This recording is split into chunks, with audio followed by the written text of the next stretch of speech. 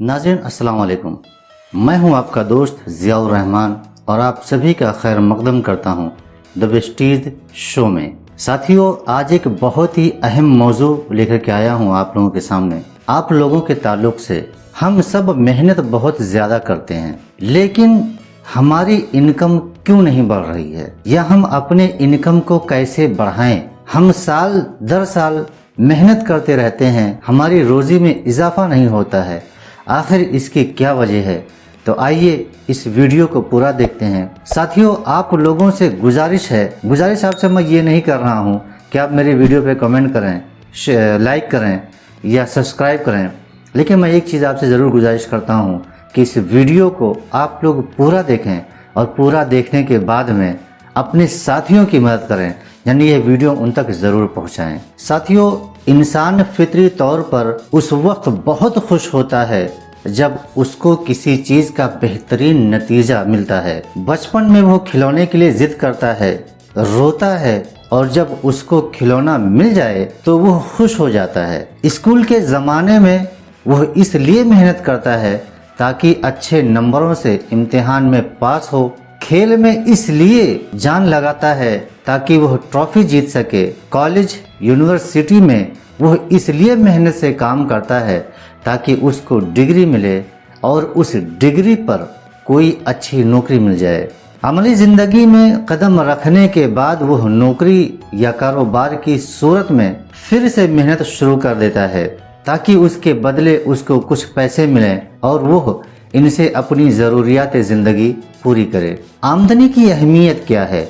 दुनिया में इंसान की आमद के साथ ही उसकी एहतजाजी भी शुरू हो जाती है। वह खाने पीने, पहनने और ज़िंदगी बसर करने के लिए मुख्तलिफ तरह की चीज़ों का मोहताज होता है, और यह मोहताजी उसको मजबूर करती है कि वह अपने लिए मुस्तकिल तौर पर कुछ रकम का बंदोबस्त करे ताकि उसकी यह ज़रूरियात पूरी होती रहें। इस लिहाज से हर इंसान की ज़िंदगी में आमदन बहुत अहमियत रखती है, क्योंकि एक तो इसके लिए इसने एक लंबा अरसा तामील हासिल की होती है, फिर जब रोजगार मिल जाए तो उसमें भी वो भरपूर मेहनत और मशक्क़त से काम लेता है, और तब जाकर उसकी आमदनी का सिलसिला शुरू होता है। आमदन के पीछे कोई ना कोई काबिलियत होती है जो अल्लाह ने इंसान को दी होती है, और उसको इस्तेमाल में लाकर वो पैसे कमाता है। उसकी मुख्तलिफ सूरतें हो सकती हैं। कभी तो एक इंसान अपना वक्त देता है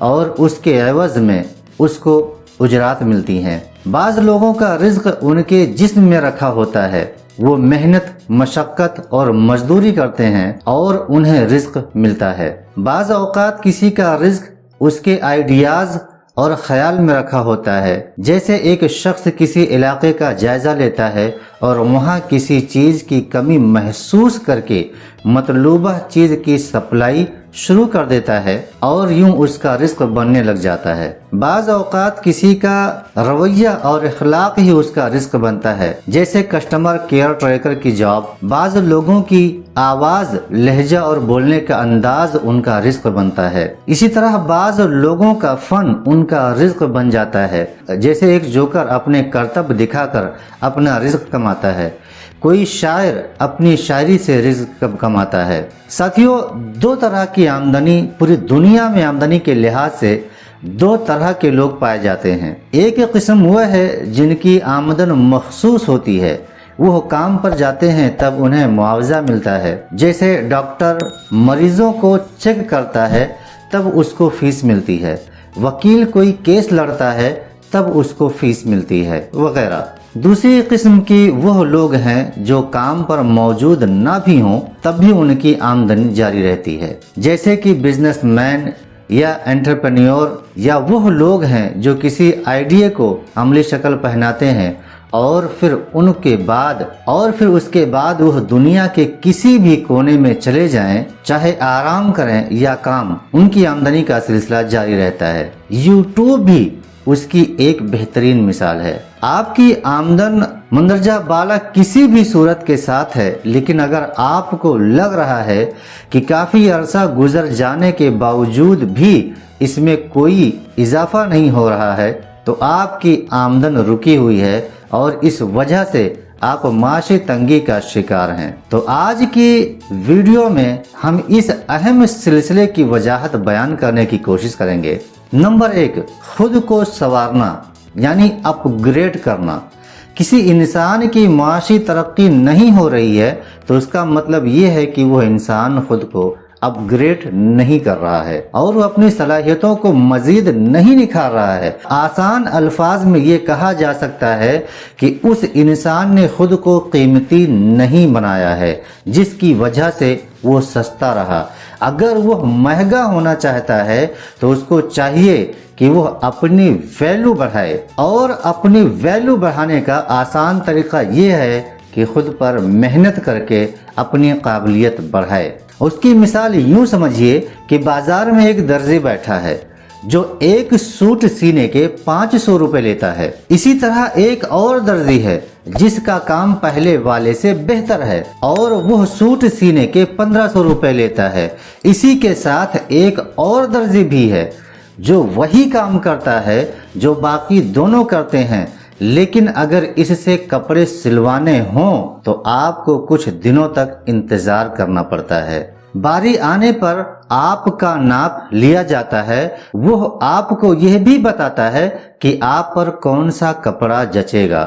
وہ کپڑوں کے رنگ منتخب کرنے کے بارے میں آپ کو مفید مشورہ دیتا ہے اور ساری کارروائی مکمل ہونے کے بعد بڑے ہی ماہرانہ انداز میں کپڑے تیار کر کے آپ کے حوالے کر دیتا ہے۔ اب ایسا ممکن ہے کہ اس درزی کا ریٹ 5000 روپے بھی ہو سکتا ہے اور آپ بخوشی اسے مطلوبہ رقم دے دیں گے۔ اب سوال یہ ہے کہ ایک جوڑا سینے کے وہ 5000 روپے کیوں لے رہا ہے؟ اس کا سادہ جواب یہ ہے کہ اس درزی نے اپنی قابلیت اتنی بڑھائی کہ وہ مہنگا ہو گیا۔ اب اگر 500 روپے والا اور یہ 5000 روپے والا دونوں درزی آپس میں بیٹھیں اور 500 والا اس سے پوچھے کہ آپ ایک جوڑے کا اس قدر زیادہ معاوضہ کیسے لے رہے ہیں، تو 5000 روپے والا درزی بتائے گا کہ پہلے میں بھی 500 روپے لیتا تھا، لیکن میں نے آہستہ آہستہ اپنی قابلیت بڑھائی اور اپنی محنت سے آج اس مقام پر پہنچا ہوں۔ میں اپنے کسٹمرز کو اچھے طریقے سے سمجھنے کی کوشش کرتا ہوں، میں ان کی ضروریات اور خواہش کے مطابق کام کر کے دیتا ہوں، میں دل و جان سے اپنی سروس دیتا ہوں، اس وجہ سے میں مارکیٹ کا مہنگا درزی بن گیا ہوں۔ نمبر 2، سخاوت۔ یہ بات ہر اہل ایمان کو سمجھنی چاہیے کہ رزق کا بڑھنا اللہ نے سخاوت اور صدقے میں رکھا ہے۔ ہمارے معاشرے میں یہ کمزوری پائی جاتی ہے کہ ہم خیرات نہیں کرتے، اور اگر کریں بھی تو وہ اصل روح سے خالی ہوتی ہے۔ صدقہ اور خیرات کا اصل مطلب یہ ہے کہ وہ کسی محروم کی محرومی کو دور کر دے، لیکن افسوس یہ ہے کہ یہاں معمولی صدقہ اور خیرات کو بھی سوشل میڈیا پر پوسٹ کر دیا جاتا ہے۔ صدقہ اور خیرات اتنی زبردست چیز ہے کہ کوئی بھی انسان جب اس کو اپناتا ہے تو یہ چیز اس کے لیے گارنٹی کی حیثیت اختیار کر لیتی ہے کہ اس کا رزق بڑھے گا۔ ظاہری آنکھ سے دیکھا جائے تو اس سے مال میں کمی ہوتی ہے۔ دنیا کے تمام کیلکولیٹر یہی کہتے ہیں کہ صدقے سے مال گھٹ جاتا ہے، لیکن رب کا نظام یہ ہے کہ جب بھی انسان خیرات کرتا ہے تو اس کا رزق بڑھنا شروع ہو جاتا ہے۔ نمبر 3، صلہ رحمی۔ ہمارے رزق کا بڑا گہرا تعلق رشتہ داروں کے ساتھ رکھے جانے والے سلوک کے ساتھ بھی ہے۔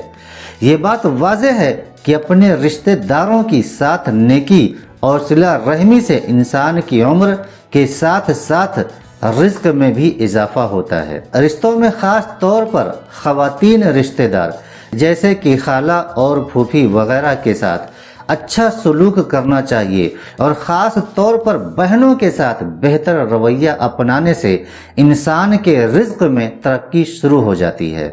نمبر 4، دوست احباب۔ انسان جن لوگوں کے ساتھ اٹھتا بیٹھتا ہے ان کی وجہ سے بھی اس کے رزق پر اثر پڑتا ہے۔ جیک کینفیلڈ اپنی کتاب دی سکسیس پرنسپل میں بتاتے ہیں کہ انسان جن 5 لوگوں کے ساتھ اٹھتا بیٹھتا ہے ان کی آمدنی کا اگر اوسط نکالا جائے تو وہی اس انسان کی بھی آمدنی ہوگی۔ اس بات کو میں نے بڑی حد تک درست پایا ہے۔ انسانی نفسیات اس بات کا تقاضا کرتی ہے کہ جیسے وہ خود ہے وہ اپنے طرح کے لوگوں کے ساتھ تعلق رکھتا ہے۔ چنانچہ ایک کمزور انسان کمزور بندوں کے ساتھ ہی خود کو محفوظ تصور کرتا ہے۔ ایک بلیو ایوریج انسان اپنے جیسے ہی لوگوں کے ساتھ اٹھنا بیٹھنا پسند کرتا ہے۔ اس کے برعکس اعلیٰ اقدار کا مالک انسان بڑے لوگوں کے ساتھ تعلق بنانے کو ترجیح دیتا ہے۔ جب بھی انسان اپنا تعلق اور صحبت بہتر بناتا ہے تو ان اچھے لوگوں کی اچھی صفات بھی اس کے اندر آ جاتی ہے۔ مثلا اگر آپ کسی اعلیٰ خلق احباب کے ساتھ اپنا تعلق رکھیں گے تو ان میں آپ کو اخلاقیات زیادہ ملیں گی، وہاں آپ کو خیرات، سخاوت، رسم و رواج، طور طریقے اور نباہ زیادہ ملے گا، اور یہ چیزیں یقینی طور پر آپ کے اندر بھی پیدا ہوں گی۔ لہٰذا اس بات کی کوشش کیجئے کہ ایسے لوگوں کے ساتھ تعلق رکھیے جو معاشی اور اخلاقی اعتبار سے بہترین ہوں۔ یوں آپ کے اخلاق و عادات بہترین ہونے کے ساتھ ساتھ آپ کی آمدنی بڑھنا شروع ہو جائے گی۔ بہت بہت شکریہ جی۔